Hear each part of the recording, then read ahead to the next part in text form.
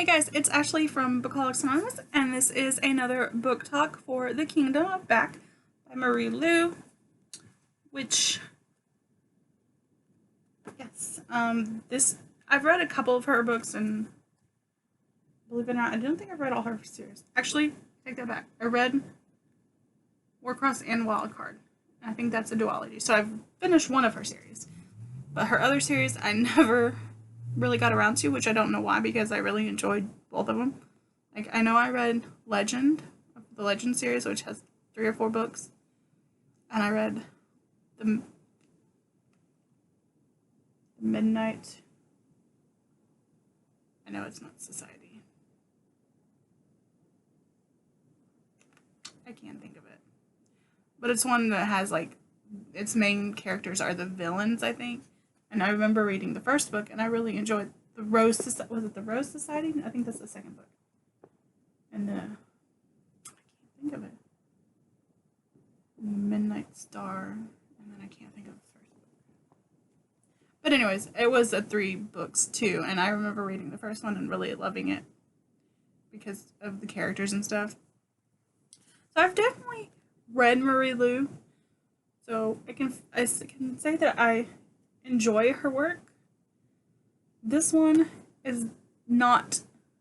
This one is definitely different from all her others. Because you have her first one was the dystopian, another one was more kind of another kind of like dystopian, but not, because it was set in the future with like the games and stuff like that, and then the other one was like more fantasy, I believe. I don't know. This one is more, I want to say like a historical kind of fiction, because it is about Mozart and his sister. So it's got, it's got some of the historical feelings to it, which even says in her first work of historical fiction, duh, Ashley. I mean, right on here. But it's the story about Mozart, but mainly it's a story about Mozart's sister and how she kind of wanted to be remembered and not forgotten. Because I guess in this time, it wasn't proper for a young lady to do music, and that's what she wanted to do. She was a really good piano player, and then her younger brother Mozart was kind of in there and started becoming really good and a prodigy at that, and everyone wanted to see him. And since he was a guy, he got more of the attention, and she just didn't like that, but she did in a way. I guess she didn't really like that, I guess.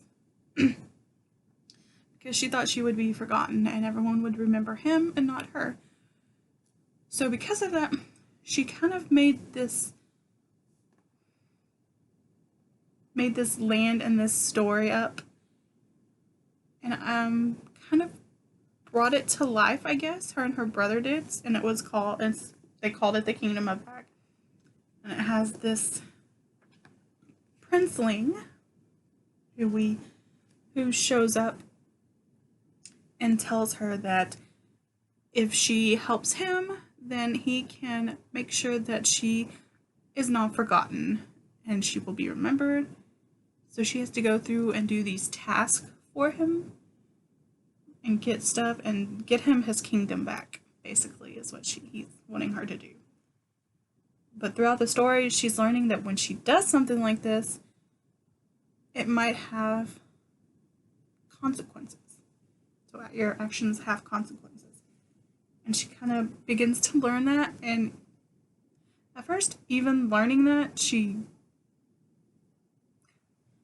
me, she doesn't really care at first, but then she starts caring, and she realizes, and yeah, but it was, like I said, definitely different from her other works. I enjoyed it to a point,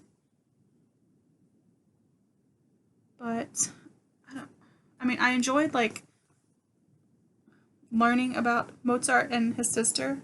One can actually do that. I don't know how accurate stuff is. I'm assuming it's pretty accurate though.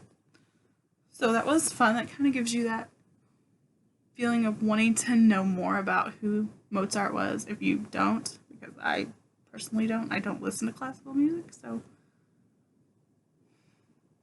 I'm not that big on that.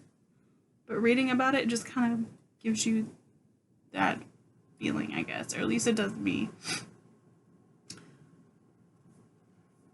But also, like, the fantasy world, like, I could kind of tell from early on that the princeling may have been deceiving and wasn't exactly who he said he was, just by his actions. So yeah, we'll just leave it at that. But eventually she, yeah. So I mean, I enjoyed the story of the music and learning about the piano and Mozart's and the family. It just, I don't, just the way like the world was introduced and kind of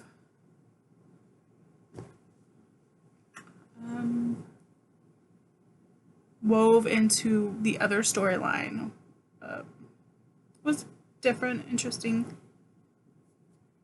So yeah. Like I said, this one just came out this month, so if you let me know if you've read it. I don't know exactly what date it's coming out. It doesn't exactly have the date. Ah, look, it says the name of the other books. The Young Elites. Why was I thinking? Yeah, the Young Elites is her other series. And the Rose Society and the Midnight Star. Okay, so that's where I was getting the Midnight Society. I was merging two stories of hers together. But yeah, so yeah, I've read Warcross, Wildcard, Legend, and The Young Elites from her.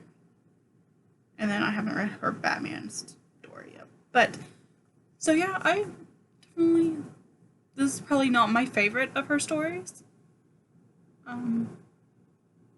But it's enjoyable. And if you like historical fiction and you like Mozart and you like music and stuff, this is definitely probably more for you. And and if you also like fantasy woven into that kind of stuff, then this definitely hits that mark. But yeah, if you read this, let me know what you guys thought about stuff that happens in it and the princeling and whatnot. I will see you guys later. Bye.